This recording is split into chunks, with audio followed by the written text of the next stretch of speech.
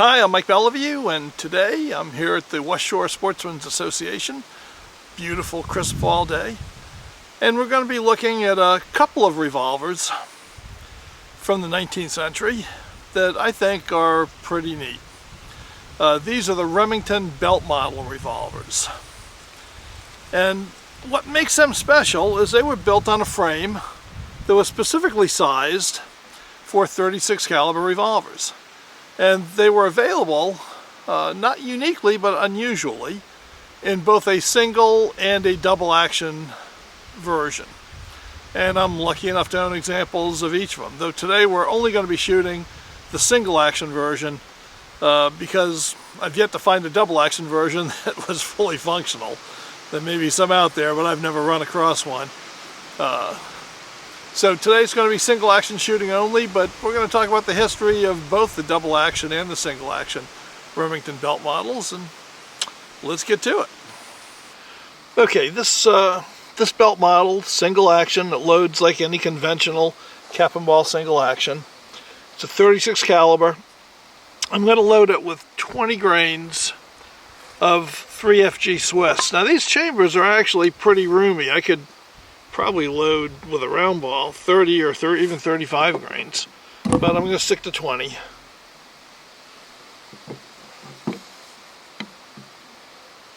Okay, try to keep this on camera if I can. So we'll just pour in, if I can find the chamber, pour in the powder. Next, I'll apply a greased felt wad, just for lubrication. Though I will say, I'm using 375 round balls. Let me put that in. So, I'm using Hornady 375 round balls, and 380s probably would be better. These go in fairly loose, but that wad will keep any chain fires from happening from the front. So I'm going to load up all 6, how about that, and then we'll see what it does.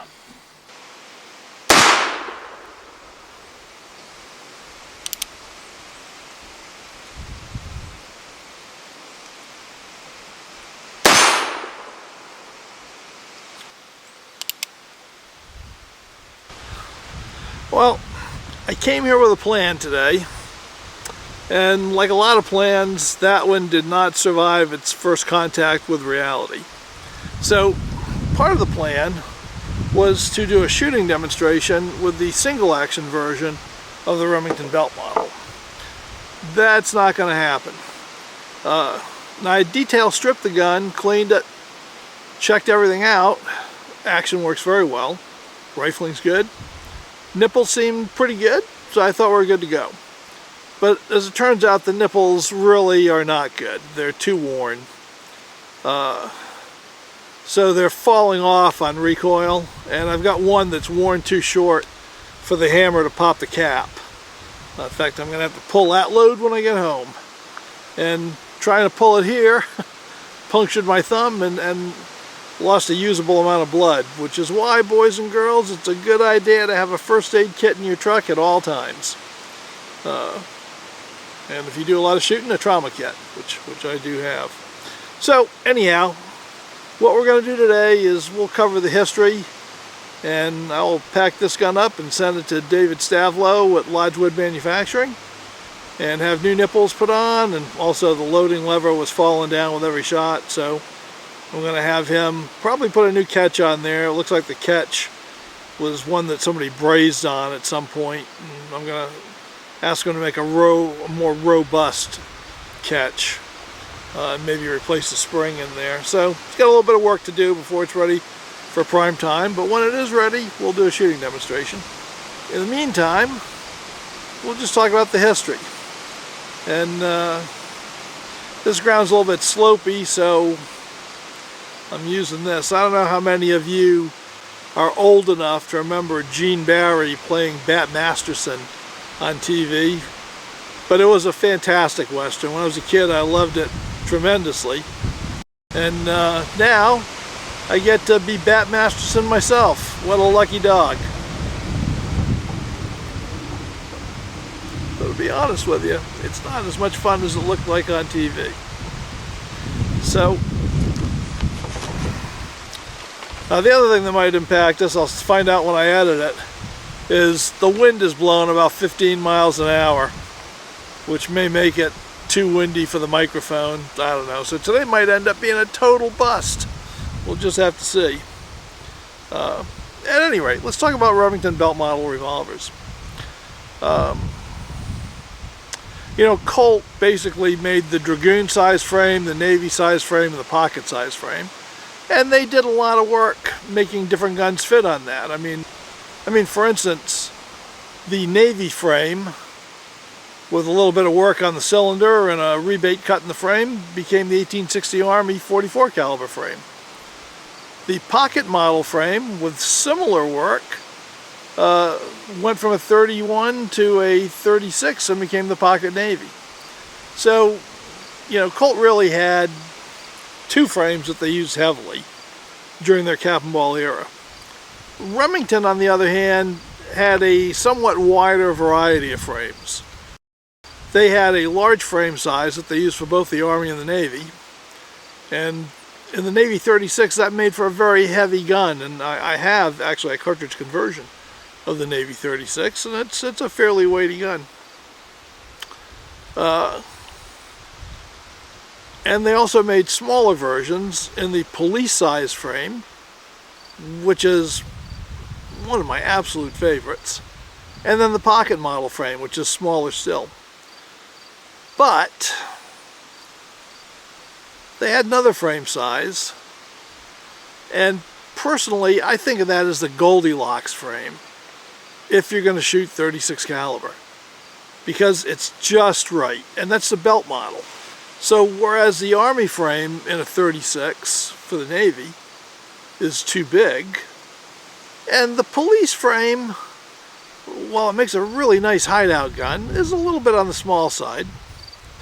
The belt model frame is just right for 36. It makes for a gun that is well balanced, very pointable, and just really a joy to hold. So, how did that come about? Well, during the Civil War, Remington was working basically 24/7 to produce Army model revolvers for the Federal Forces. But the Remington brothers were not stupid.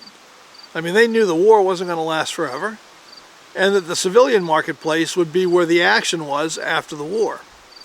So they set about developing products for the civilian marketplace, which is how we got the Remington police model, great little gun, and how we got the belt model. They wanted to design a gun that would be sized appropriately for a usable caliber, and 36 caliber was considered to be a fighting caliber at the time. So it would be designed to handle an adequate caliber for a fight, but that you could easily carry in a belt holster or tucked in your waistband for that matter. And they came up with the belt model. And I think it's one of the best designs they ever came up with. Now, one of the interesting things about the belt model is that not only is it available in a conventional single action, which is just fine, but it was also available in a double action version. And this is actually one sweet gun. You know, up until this gun was developed, there were very few American-made double action revolvers. The British adopted double actions early on, but Americans did not really cotton up to them until the late 1870s, really 1880s. They preferred single actions. And single actions really held on in America for a long time. So, you know, you had the Star revolver, which was developed in 1858. And it was bought by Federal Forces, and they hated it. And really for pretty good reason, I have to say. And, you know, the War Department came back to Star and said, hey, we'll buy more of these, but only if you come up with a single action only version that cocks conventionally, which they did. Because you could only cock the Star for single action shooting by using the trigger. And there was a stop that you could move to make it single action or double action. It was very cumbersome. And very difficult to actually sight that gun and hit anything. Clint Eastwood did much better than most people would when he used one as Bill Money in The Unforgiven. But Star was a failure. But Remington saw the European market as embracing double actions, and they thought that that would be the way to go in the future. And they already had a double action pocket model that was doing fairly well in the marketplace. And they thought, well, why not a double action belt model? So Remington tagged Joseph Ryder, who would go on to become the plant superintendent for a number of years. And they tasked him with developing a double action revolver in .36 caliber that would be a suitable size for belt carry. And of course he had already developed a double action revolver pocket model. So he took that task and he ran with it. And what he came up with was a Remington Ryder belt model. And as you can see, this is really a beautiful gun. It's beautifully balanced and well ahead of its time. Remington, at the time, decided to hedge their bets. They were afraid that the public would not embrace a double-action revolver, even though they hoped they would.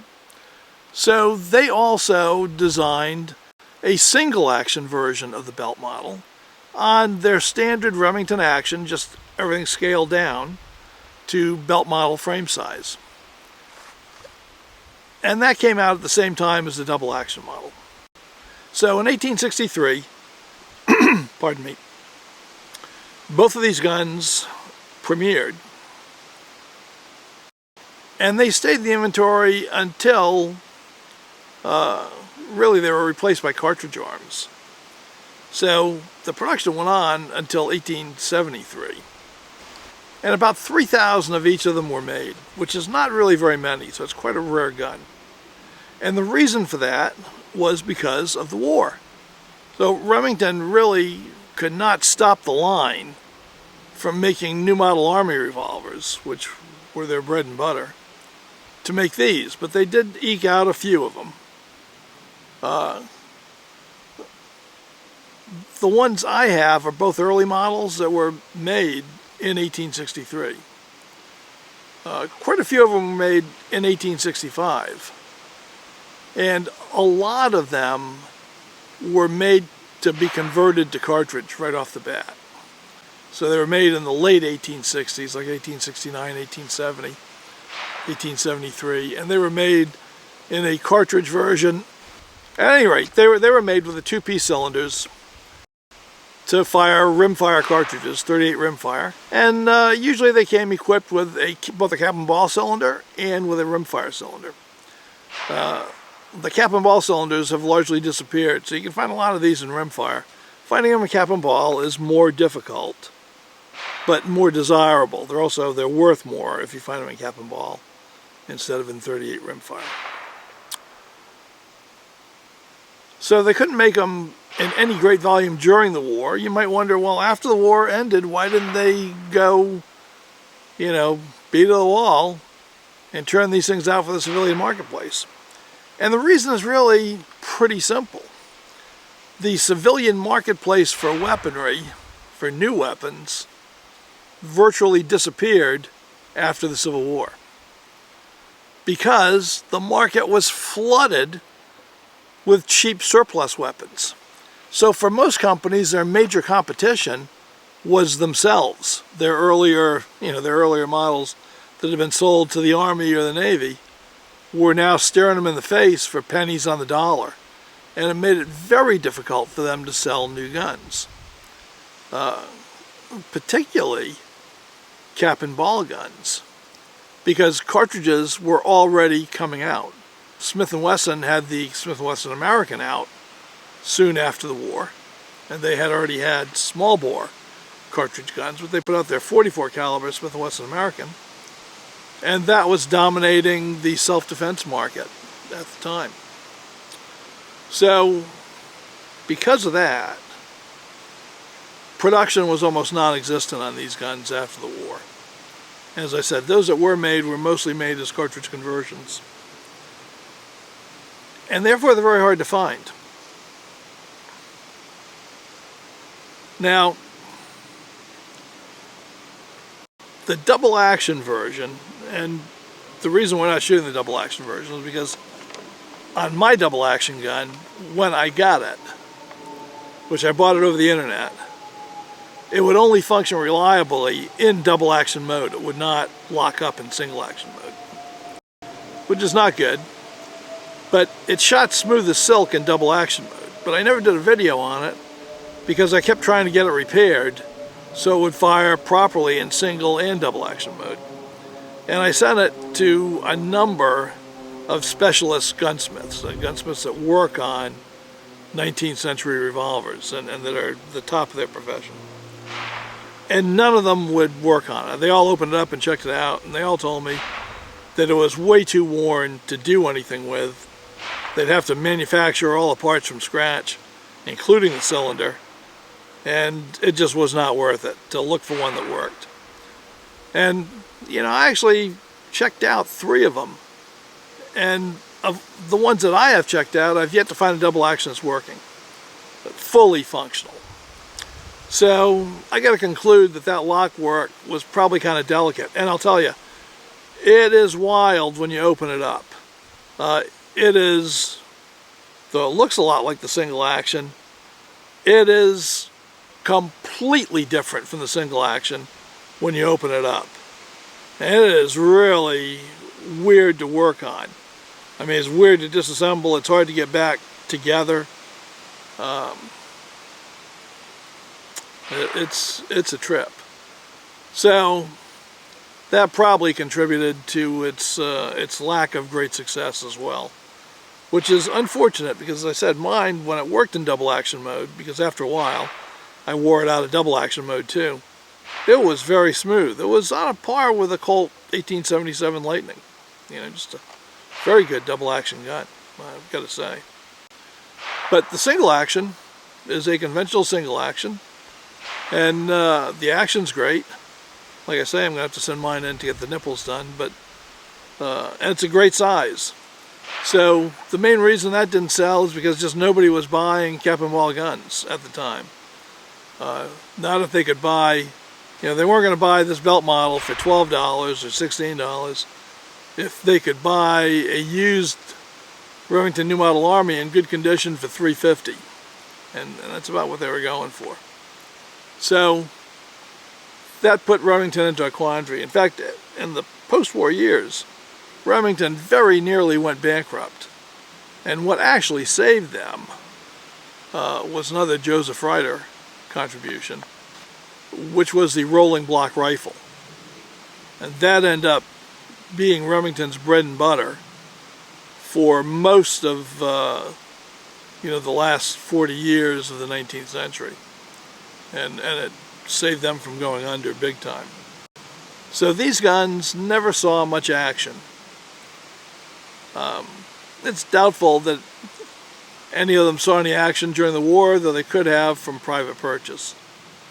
You do hear about them out west every now and then, but because so few were made, you don't see them around. I think it's really unfortunate.